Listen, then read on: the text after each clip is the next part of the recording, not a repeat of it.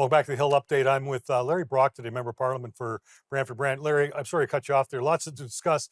You were starting to talk about contracts in general. Maybe we should make it a little bit bigger. I mean, really, government contracting in general has really gotten out of hand, and that was sort of the essence of your statement in the House there. So just finish off your thought there you had in terms of those contracts with GC Strategies, and then also what's going on with contracts and consultants overall. So just to finish the thread on GC Strategies, it begs the question, Dean, as to why this two-person company, literally working out of their basement, who actually do no contracting work whatsoever, no IT work, no expertise for the government, merely acting as a middleman or a conduit between the government and a professional, has been allowed for the last 8 years under Justin Trudeau to collect almost $100 million in contracts across 26 different government agencies. What is the fascination, is the question. What is the fascination with just Justin Trudeau government and GC Strategies, this two-person firm? That's what I'm trying to uncover. That's what we're trying to expose. Excellent. I'm going to switch gears on you a bit. Well, let's talk about foreign interference. There's presently an inquiry going on right now. I just wanted to show you this video in the House for a question. The honourable member from St. Albert, Edmonton. Mr. Speaker, that non-answer is completely unacceptable. Enough of the cover-up. Only a handful of Liberal officials were briefed by CSIS.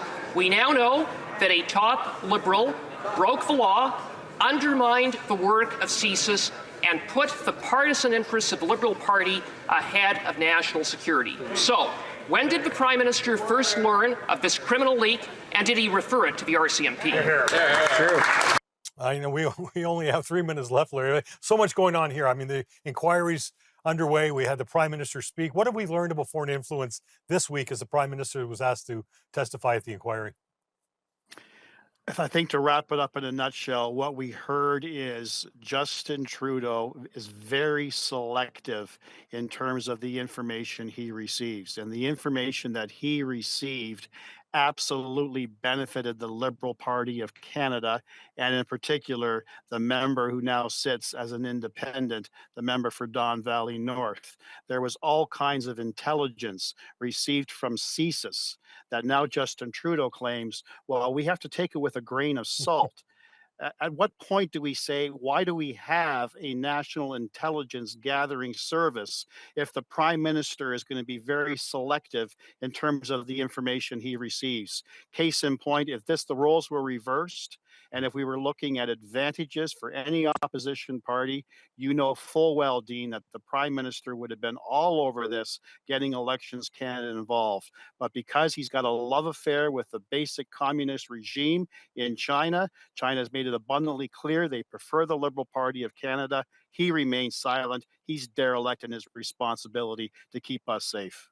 So we know going all the way back to 2017 that the Canadian National Security Advisor had actually drafted a memo for Trudeau, which stated that Chinese agents were actually assisting Canadian candidates running for political offices. And you just made reference to one right now that's been alleged, that there was also documented evidence of China attempting to infiltrate all levels of government.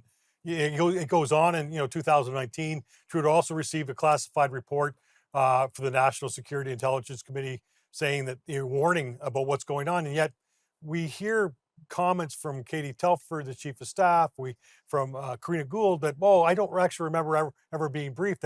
That's a bit of a disconnect based on what has been told to us at the inquiry.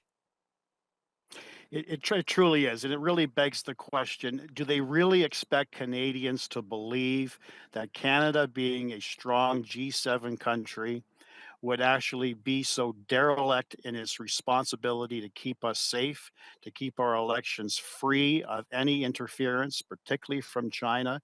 The evidence has been extremely contradictory in a number of areas, Dean. Case in point, Katie Telford appeared in front of one of our committees about a year ago when these stories started to come out regarding foreign interference from China.